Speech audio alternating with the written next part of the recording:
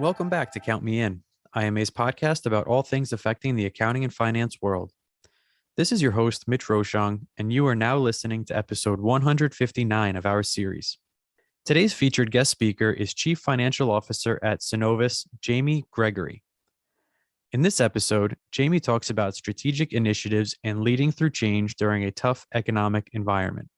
As an example, he is a part of Synovus Forward. Synovus Forward is a revenue-generating and expense-saving initiative that began in late 2019 with the goal of achieving top quartile performance and an annual $175 million pre-tax run rate benefit by 2022, as well as best-in-class experience for clients, employees, and shareholders. Keep listening to hear more about this initiative, the role of innovation, and adapting to change.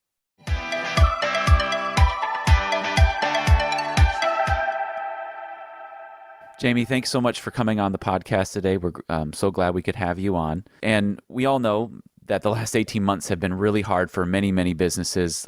Some shut down, other ones, have struggled going forward. And companies have to be strategic. And something I was reading about is Synovus Forward, an initiative that your company has put forth recently. And can you tell us a little bit more about that? Yeah, absolutely. Adam, first, thanks for having me today. I look forward to this discussion. Synovus Forward has been transformational for us. It all started back in 2019 when we looked at our long-term plan, our multi-year forecast, and thought about how does that relate to our objectives to be a top quartile performer. And so we looked at that. We looked at where we expected the industry to be and our peers to be. We realized we had a little bit of a gap there. And so we took a step back and looked internally. And we realized that we had opportunities to be better. We had ways we could improve. We could improve our delivery to our customers through enhanced processes. We could look and ensure that we have the right physical infrastructure. We realized that we had opportunities to improve some of our third-party relationships, including the partners we choose to help us deliver Synovus to our clients. But then, as we progressed, the world changed on us. We started Synovus Forward in late 2019. In the first quarter of 2020, the whole world looked different. And so we had to reassess. And so it changed our outlook of what was required to be top quartile. And we pivoted from there. But Synovus Forward started off as an initiative. It became a bigger initiative. And now it's becoming just a cultural mindset of continuous improvement.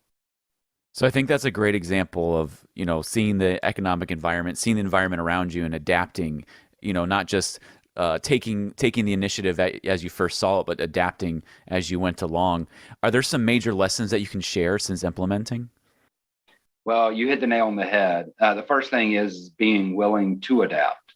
So you have to always be stepping back, looking at, the impact in your vision and how does what your outlook for the company, what that outlook is, how does that relate to your objectives? And so we're really clear on what our objectives are.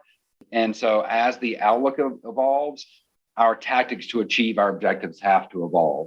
And so that was a piece of it. And that's what we were assessing in early 2020. But other lessons we learned is that there are win-win scenarios. If you're willing to really dig in and look for them, there are ways that everybody can be a winner. When you think about our key stakeholders, we have, our shareholders, our team members, and our clients, and all of these can benefit through improvement. And so, that was a big lesson that we've learned. And the last thing I would say is you do have to be persistent. Change can be tough, but you have to be there to support your team members, to monitor the progress, and to see the initiatives through to the finish line. Change is definitely tough, especially when you're looking to kind of be agile and move and adapt with the environment.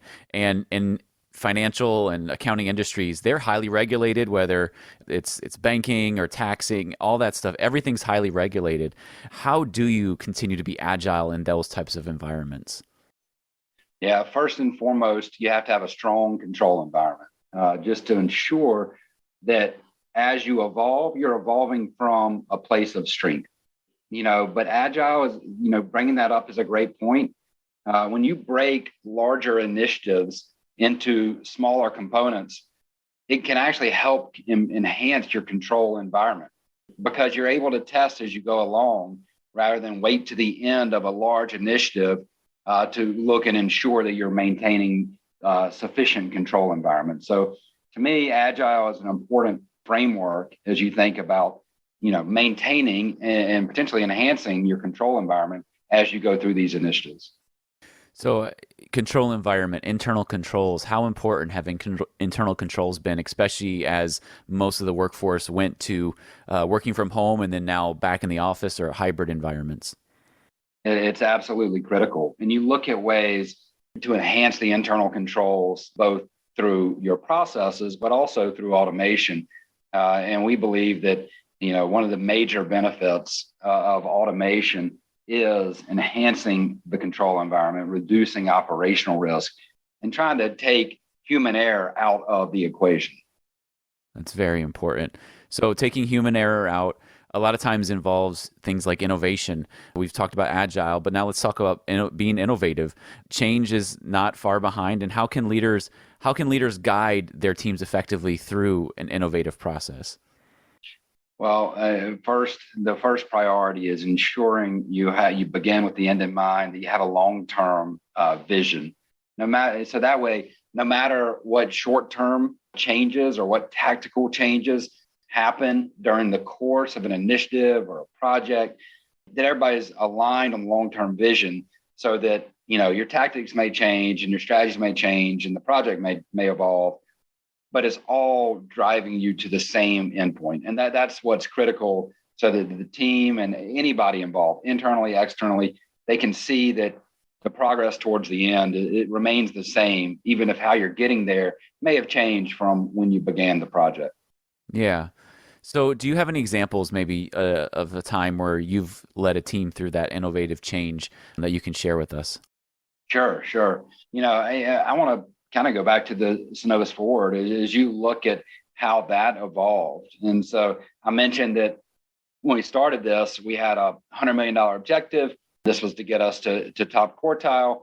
And then the world changed. And the world changed, when you have interest rates declining, growth slowing, uncertainty on capital liquidity, our outlook evolved with that.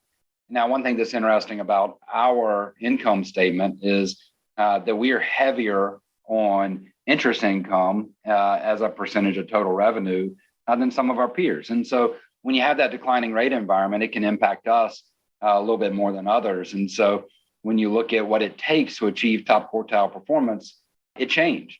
And that's what resulted in us elevating our objective from $100 million to $175 million.